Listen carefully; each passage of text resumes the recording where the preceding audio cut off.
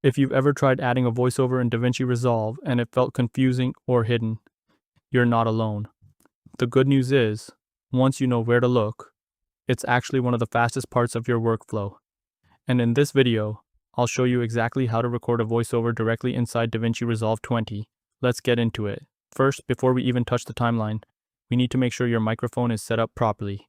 Go to the top left corner and click on DaVinci Resolve, then select Preferences. Once the settings window opens, click on the Video and Audio I/O tab at the top. Under Audio Input Device, choose your microphone from the drop-down list.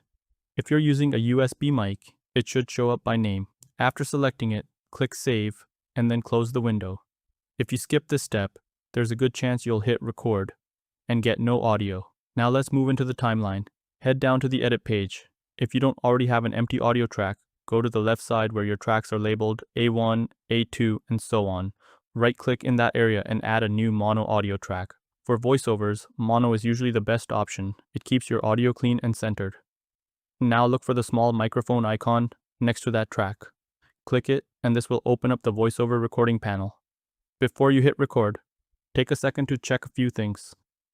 Make sure the correct input is selected.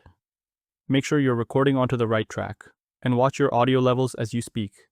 You want your voice to be strong, but not clipping into the red.